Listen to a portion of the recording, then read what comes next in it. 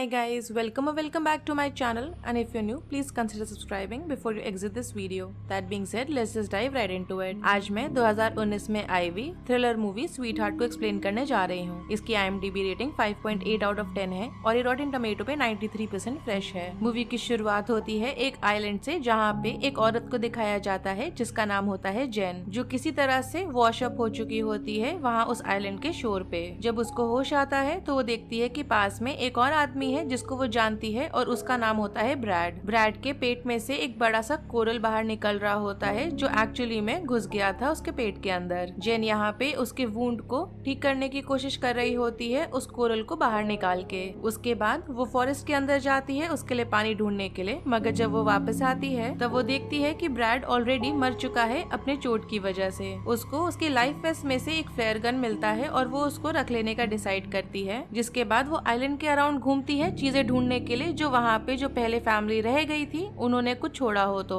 रात को वहाँ पे बहुत ज्यादा आंधी आती है और अगले दिन सुबह वो देखती है कि शोर पे बहुत सारे मरी हुई मछलियाँ पड़ी हुई हैं। उसको वहाँ पे एक मरा हुआ शार्क भी दिखाई देता है जिसके साइड्स में बहुत बड़े बड़े स्लैशेस हुए हुए हैं। जब वो आइलैंड के आसपास देख रही होती है तब वहाँ पे उसको ग्रेव्स दिखाई देते हैं उन लोगों के जो वहाँ पे पहले फंस गए थे। जिसके बाद वो वहाँ पे ब्रैड को भी शोर लाइन के साथ ही बरी करने का डिसाइड करती है। इसके बाद वो वहाँ पे आग जलाती है जिससे कुछ फिशेस जो उसको मिले हैं उसको वो पका के खा सके। अगला दिन होता है और उसको यहाँ पे ब्रैड की ग्रेव दिखाई देती है जो इस बार खुली है और उसकी बॉडी वहाँ नहीं होती। डर के मारे वो अपने सेल्फ डिफेंस के लिए एक स्पीयर बनाती है। अगला दिन होता है और उसको कुछ लगेजेस फ्लोट होते हुए आते हुए दिखाई देते हैं ओशन में, तो वो उनको लेने के लिए थोड़ा सा आगे स्विम करके जाती है। और जब वो वहाँ होती है तब वो डिसाइड करती है कि वो डाइव करके देखेगी कि वहाँ पे और चीजें पड़ी हैं क्या। मगर जब वो डाइव करती है तब वो देखती है कि ओशन के बॉटम में एक बड़ा सा होल है और वो ये चीज देखते ही तुरंत वहाँ से बाहर आती है। उसी रात उसको ऊपर एक प्लेन उड़ते हुए सुनाई देता है तो वो भाग के शोर पे जाती है जिससे कि वो अपनी फ्लेयर गन का यूज कर सके, मगर देर हो चुकी होती है उसको और वो प्लेन के पायलट उस फ्लेयर गन को नहीं देख पाता क्योंकि वो जो फ्लेयर गन उसने चलाई है वो ओशन के तरफ जाने लगती है नीचे। इसके बाद जेन को दिखाई देता है कि एक शैडोई फिगर पानी से बाहर आ रहा है शोर के तरफ और उसको देखते ही जेन वहाँ से भाग के फॉरेस्ट के अंदर जाके छिपती है। उसको सुनाई दे रहा होता है उस क्रीचर के पास में चलने का, मगर उसको जेन नहीं मिलती तो इस वजह से वो वापस से ओशन में चला जाता है। अगला दिन होता है और यहाँ पे जेन डिसाइड करती है कि वो वहाँ से निकलेगी फ्लोट करके अपने लगेज पे लाइफ वेस्ट को पहन के, मगर ये आइडिया काम बिल्कुल भी नहीं करता। दोबारा रात होती है और इस बार उसको एक खाली पड़ा हुआ लॉक दिखाई देता है तो वो उसके अंदर ही सोने का डिसाइड करती है। मगर यहाँ पे जेन की नींद खुलती है जब वो क्रीचर उस लॉक को अटैक कर रहा होता है, मगर वो उस लॉक को नहीं तोड़ पाता और वो वहाँ से चला जाता है। अगले दिन सुबह जेन जाती है फिशेस को पकड़ने के लिए और इंस्टेड वो एक छोटे से शार्क को पकड़ लेती है जिसको वो पास में ही एक पेड़ से लटका देती है और पास के ही छेद में जाके छुपती है। वो देखने की कोशिश कर रही होती है कि उस शार्क को कौन लेगा, मगर उसको नींद आ जाती है। मगर जब उसकी नींद खुलती है तो वो देखती है कि वो शार्क वहाँ पे नहीं है। अगला दिन होता है और उसको एक और डेड बॉडी शोर पे दिख रही होती है जिसको वो असल में जानती है। वो इस आदमी की जो डेड बॉडी है वो पेड़ से फिर से लटका देती है और दोबारा से इंतजार कर रही होती है और इस बार वो इतना देर तक जगी रहती है देखने के लिए कि कौन सा क्रीचर वहाँ से बाहर आ रहा है। वो क्रीचर काफी बड़ा सा होता है और वो डेड बॉडी तक काफी आराम से पहुँच जा रहा है। उसको इसके बाद पास में एक और प्लेन उड़ता हुआ दिखाई देता है और इस बार वो सिग्नल करने की कोशिश करती है, मगर वो क्रीचर वहाँ पे होता है जो उस डेड बॉडी को खा के वापस से ओशन में चला जाता है। अगला दिन होता है और यहाँ पे जेन एक हैमक बनाती है दो पेड़ों के बीच में और उसको वो उतना ऊपर बनाती है जितना वो बना सके। उसी रात वो क्रीचर वापस से शोर पर आता है जिसको वो हैमक मिलता है और वो उसको नॉकडाउन करने की कोशिश करता है और जेन यहाँ पे अपनी जान बचा के भागती है। वो क्रीचर जस्ट उसके पीछे ही होता है जो शोर से बाहर निकल के उस पर अटैक कर देता है, मगर जेन यहाँ पे उसको स्टैप करने का मैनेज कर लेती है। मगर फिर भी वो जो क्रीचर है वो उसको नॉक अवे कर देता है, मगर जैसे ही वहाँ पे आंधी तूफान जैसे होने लगता है तो क्रीचर इस चीज से डर जाता है और वापस से वो ओशन में चला जाता है। अगला दिन होता है और जेन यहाँ पे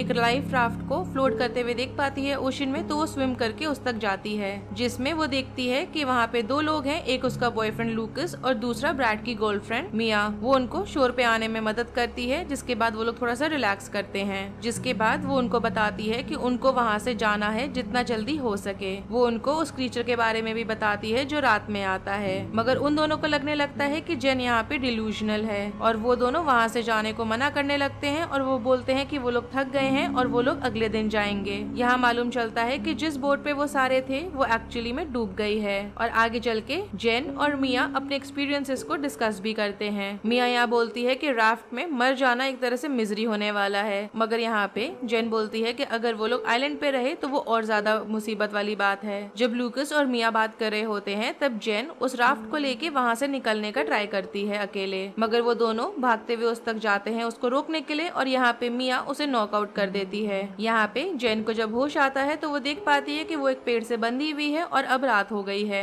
वो अपने आप को छुड़ाने की तुरंत कोशिश करने लग जाती है। यहाँ पे मिया बताती है कि जेन क्यों अनट्रस्टवर्दी है अपने पास्ट लाइफ के वजह से, और वो बोलती है कि वो बिल्कुल भी विश्वास नहीं करती कि कोई क्रीचर एग्जिस्ट भी कर रहा है। यहाँ पे लूकस आगे चल के जेन से अकेले बात करने की कोशिश करता है जब मिया शोर पे वॉक कर रही होती है, मगर इंस्टेड उन दोनों में आर्ग्यूमेंट्स होने लग जाते हैं। यहाँ मालूम चलता है कि उस बोट पे सारे लोग लूकस के दोस्त थे और वो लोग पार्टी कर रहे थे जब तक वहाँ पे स्टॉर्म नहीं आ गया, और इस वजह से वो जो शिप है वो सिंक कर गई। यहाँ पे लूकस उसको बोलने लगता है चिल्ला चिल्ला के कि वो कैसे उनको वहाँ पे छोड़ के जाने का डिसाइड कर सकती है, मगर जेन इन सब चीजों के बारे में अभी केयर नहीं कर रही होती क्योंकि उसको फिलहाल सिर्फ फ्री होना है। अचानक उनको सुनाई देता है कि मिया चिल्ला रही है और क्रीचर क्राउल कर रहा है। लूकस यहाँ से भागते हुए जाता है शोर की तरफ जहाँ वो देखता है कि क्रीचर मिया को अटैक कर रहा है। वो उसको एक जलते हुए टॉर्च से मारने की कोशिश करता है, मगर उल्टा वो क्रीचर उसको स्मैश कर देता है। आगे चल के जेन किसी तरह से अपने आप को फ्री करके शोर की तरफ भागती है, मगर जैसे ही वो वहाँ पहुँचती है तो वो देखती है कि मिया को वो क्रीचर सी में ड्रैग करते हुए लेके जा रहा है। अगला दिन होता है और यहाँ पे जेन कन्विंस कर रही होती है लूकस को कि वो दोनों राफ्ट में बैठ के निकल जाएंगे, जिसके बाद वो अपने पास जितने भी मछलियाँ हैं वो सारे वो कुक करते हैं और उसके बाद राफ्ट में जाते हैं। जब वो लोग ओशन में होते हैं तब वही क्रीचर उनके राफ्ट में अटैक कर देता है, जिसकी वजह से उनका जो राफ्ट का बॉटम है उसमें छेद हो जाता है। वो अपने फ्लेयर्स को चलाते हैं, मगर कुछ ही मोमेंट्स के बाद वो क्रीचर जेन को पानी के नीचे ड्रैग कर लेता है।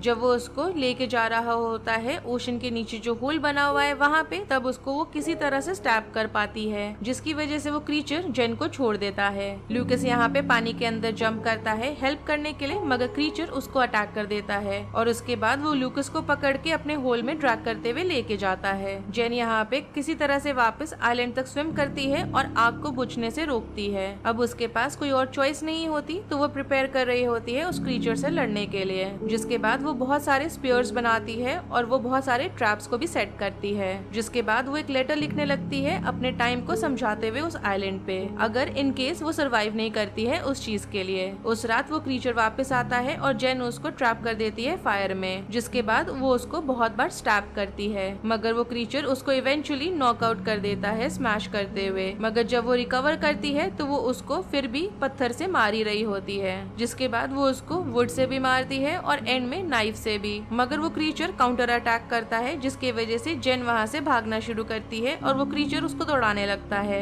जेन यहाँ पे पीछे मुड़ती है और देख पाती है कि सडनली वो क्रीचर भागना बंद कर दिया है और वो कोलैप्स कर जाता है, जिसके बाद जेन उसके पास जाती है और उसको डिकैपिटेट कर देती है और मूवी खत्म हो जाती है। अगर आपको इस मूवी की एक्सप्लेनेशन पसंद आई हो then do like the video, subscribe to my channel, share it with your friends and don't forget to follow me on Instagram. Link आपको नीचे डिस्क्रिप्शन बॉक्स में मिल जाएगा। Thanks for watching, bye.